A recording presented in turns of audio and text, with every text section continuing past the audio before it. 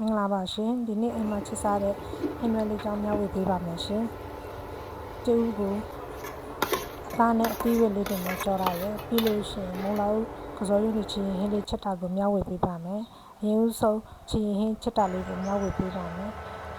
ဘိုးဖူလေးထဲကိုစီလေးနည်းနည်းထပ်ပြီးလို့ရှိရင်စနစ်မုတ်လေးနည်းနည်းထပ်ပြီးလိုက်ပါတယ်ပြီးလို့ရှိရင်ကြက်တော်ဖြူအနီးအသက်လေးဖြတ်ထားတာလေးကိုနုံနုံဆင်ထားတာလေးတွေကိုထပ်ပြီးတော့ကြော်ပေးလိုက်ပါတယ်ရှင်ကြက်တော်လေးတွေကိုကြက်တဲ့ချင်နည်းနည်းလေးကြက်တော်လေးတွေကြော်ပြီးမွေးလာတဲ့ဒီကြော်ပေးလိုက်ပါမယ်ရှင်ပြီးလို့ရှိရင်ကြက်တော်လေးတွေကျက်လာပြီဆိုရင်ငယ်သီးရောင်တွေမဟုတ်တစ်စောလောက်ထပ်ပေးလိုက်ပါတယ်ငယ်သီးရောင်တွေမဟုတ်လို့ထပ်ပြီးလို့ရှိရင်ချင်းဟင်းချမောင်မလို့ကျွန်မကငပိလေးနည်းနည်းထပ်ပေးထားပါတယ်ငပိလေးနည်းနည်းထပ်လိုက်ပါမယ်ရှင်ငပိလေးထပ်ပြီးလို့ရှိရင်ငပိလေးတွေကြည့်တဲ့ကြည့်မွေးပြီးလို့ရှိရင်စတက်ပေးပါမယ်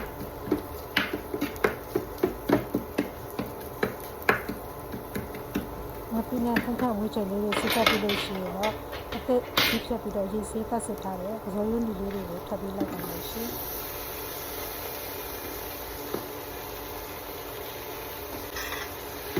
ပြီးလို့ရှိရင်ကစောရွက်လေးတွေကိုခက်ခက်လေးကျုံနဲ့ညောင်းအပေါ်အောက်လာပြီးတော့မွေးကြည့်ပါမယ်ရှင်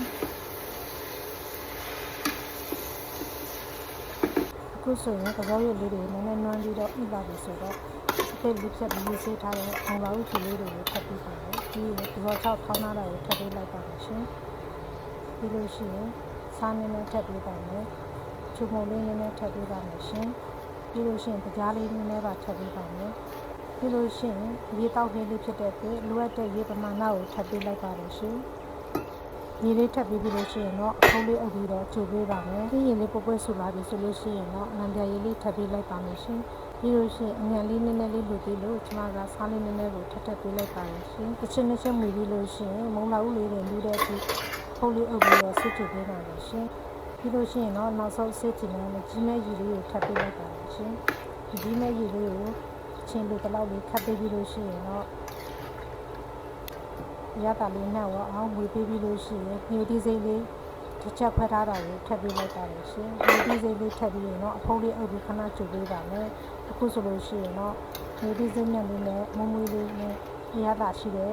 မုံလာဦးနဲ့ကစောရွနေချင်းဟင်းလေးကိုရပါပြီရှင်အခုဆက်လက်ပြီးတော့ကြက်သားစင်ကောကြက်သားနုံနုံစင်ထားတာနဲ့အသီးရည်လေးတွေကိုကျုပ်နဲ့ကြော်တာကိုမျှဝေပေးပါမယ်အရင်ဆုံးတဲ့ဒီထဲကို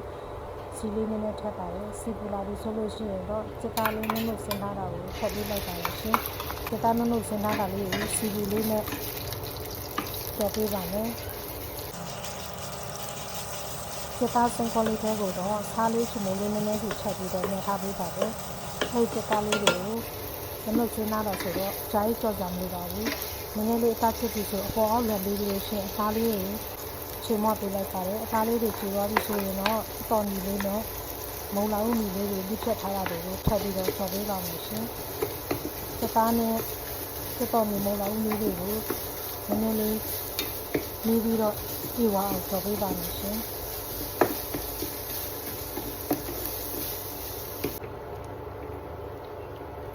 ခုဆိုရင်အသားနဲ့အသီးရွက်လေးတွေကျက်သွားပြီမို့လို့ကျူးပကံလုံးလေးထဲကိုငယ်ငယ်လေးနည်းနည်းထပ်လိုက်ပါတယ်ပြီးလို့ရှိရင်ချုံမုံလေးနည်းနည်းလေးထပ်ပေးပါလို့ရှင်ပြီးလို့ရှိရင်ကျူးလေးတွေကျင်းမအောင်ရင်းလေးနဲ့ခောက်ပေးပါတယ်ရင်းလေးနဲ့ကျူးလေးတွေကျသွားတဲ့အထိနနာလေးခောက်ပေးပါလို့ရှင်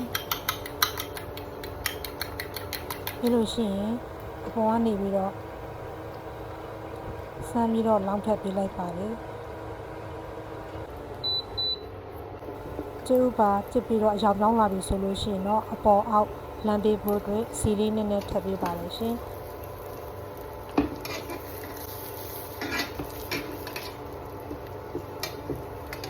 ကျူးချက်ကလေးကကြီးတာမို့လို့အပေါ်အောက်လမ်းပေးလိုက်တဲ့အချိန်မှာတော့နည်းနည်းလေးကွဲထုတ်သွားပါလို့ရှင်